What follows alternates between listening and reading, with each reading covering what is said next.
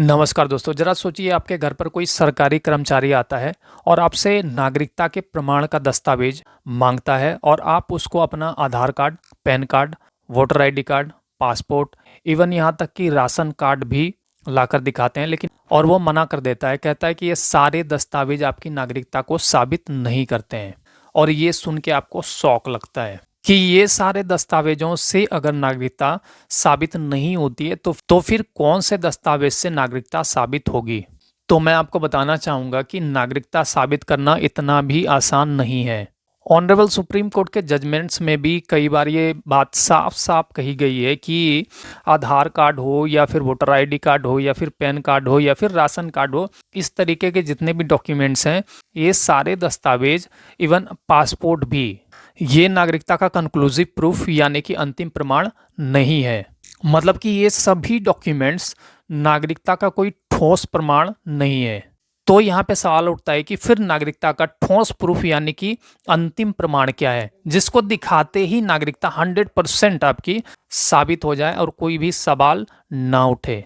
तो आज के इस वीडियो में हम इसी इंपॉर्टेंट टॉपिक के ऊपर बात करने वाले हैं और जानने वाले हैं कि नागरिकता का अंतिम प्रमाण क्या है, इस विषय पर सुप्रीम कोर्ट के जजमेंट्स क्या कहते हैं, मिनिस्ट्री ऑफ होम अफेयर्स का गाइडलाइंस क्या कहता है और सिटीजनशिप एक्ट 1956 क्या कहता है। तो ये वीडियो सभी के लिए बहुत ही ज़्यादा इंपॉर्टेंट होने वाला है। इस वीडियो को शुरू से एंड तक ज़रूर देखें जिससे कि आपको पूरी क्लियरिटी मिल सके। तो अब हम बिना टाइम वेस्ट के सीधा मेन टॉपिक पे बात करते हैं। तो जैसे कि मैं आपको बताना चाहूँगा कि कोर्ट के कई जजमेंट्स में ऐसा कहा गया है कि Aadhaar card, PAN card, ration card, यहाँ तक कि पासपोर्ट भी नागरिकता का कोई कंक्लूसिव प्रूफ नहीं है, यानी कि नागरिकता का अंतिम प्रमाण नहीं है। तो यहाँ पे सवाल उठता है कि भारतीय नागरिकता कैसे साबित होगी, इसको हम जानते हैं।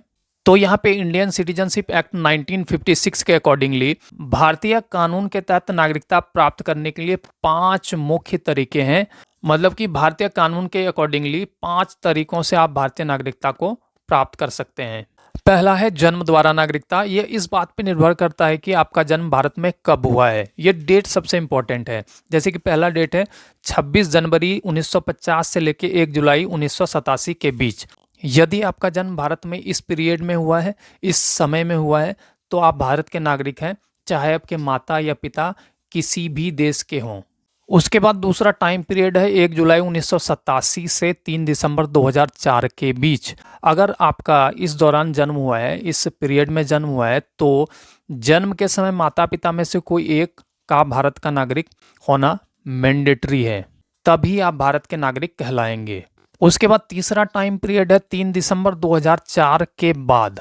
अगर आपका जन्म 3 दिसंबर 2004 के बाद हुआ है, तो माता पिता दोनों का भारतीय नागरिक होना अनिवार्य है, मैंडेटरी है। या एक भारतीय हो तो दूसरा अवैध प्रवासी ना हो, मतलब कि इलीगल इमिग्रेंट ना हो। दूसरा है वंश द्वारा नागरिकता। ये उन लोगों के लिए है जिनका जन्म भारत के बाहर हुआ हो। इसमें भी टाइम पीरियड बहुत ही इंपॉर्टेंट है।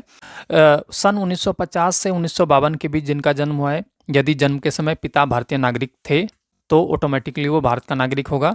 उसके बाद और दूसरा टाइम पीरियड है 1992 से 2004 के बीच जिनका जन्म भारत के बाहर हुआ है। यदि माता या पिता में से कोई भी एक भारतीय नागरिक था, उसको ऑटोमेटिकली भारत की नागरिकता मिल जाएगी।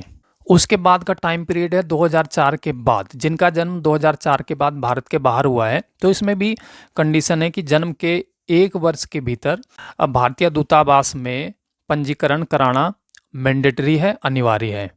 मतलब कि इसमें ऑटोमेटिकली भारतीय नागरिकता नहीं मिलती है, आपको 1 साल के भीतर भीतर इंडियन कॉन्सुलेट में रजिस्ट्रेशन कराना मैंडेटरी है, यदि आपका जन्म 2004 के बाद भारत के बाहर हुआ है तो। उसके बाद तीसरा है पंजीकरण के द्वारा नागरिकता। तो देखते हैं पंजीकरण के द्वारा नागरिकता कैसे मिलती है। भारतीय मूल के व्यक्ति जो आवेदन से पहले 7 साल से भारत में रह रहे हों, पहली चीज, पहला कंडीशन है। दूसरा, वह व्यक्ति जिसने किसी भारतीय नागरिक से विवाह किया हो और 7 साल से भारत में रह रहा हो, तो इस कंडीशन में उसको पंजीकरण के द्वारा भारत की नागरिकता दी जा सकती है। उसके बाद चौथा है देशीयकरण द्वारा नागरिकता। तो यहाँ पे अब देखते हैं कि देशीयकरण द्वारा नागरिकता कैसे दी जाती है, इसमें क्या क्या कंडीशन है। एक विदेशी नागरिक नागरिकता के लिए आवेदन कर सकता है यदि वह ये जो कंडीशन है उसको फुलफिल करता है। तो पहला कंडीशन है कि वो भारत में कम से कम 12 सालों से रह रहा हो, दूसरा कंडीशन है उसका चरित्र अच्छा, और तीसरा कंडीशन है उसे संविधान की 8वीं अनुसूची में शामिल किसी एक भारतीय भाषा का अच्छा ज्ञान होना अनिवार्य है। उसके बाद हम देखते हैं कि क्षेत्र समावेश द्वारा नागरिकता कैसे दी जाती है। यदि कोई नया क्षेत्र भारत का हिस्सा बनता है, सरकार घोषणा करती है कि वहाँ के कौन से लोग भारत के नागरिक माने जाएंगे। तो आई होप ये वीडियो आपको काफ़ी अच्छा लगा होगा। वीडियो अच्छा लगा हो तो वीडियो को लाइक ज़रूर कर दें, और इस वीडियो को ज़्यादा से ज़्यादा लोगों में शेयर भी करें, ताकि ये जो इन्फॉर्मेशन है, अवेयरनेस है, ज़्यादा से ज़्यादा लोगों तक पहुँच पाए। और अगर आप हमारे इस यूट्यूब चैनल पे फर्स्ट टाइम विजिट कर रहे हैं तो चैनल को सब्सक्राइब करके ज़रूर रख लें, क्योंकि हम ऐसे यूज़फुल वीडियोज़ आप लोगों के लिए हमेशा अपने इस यूट्यूब चैनल के माध्यम से लाते हैं और लाते रहेंगे। सो वीडियो को एंड तक देखने के लिए आप सबका धन्यवाद।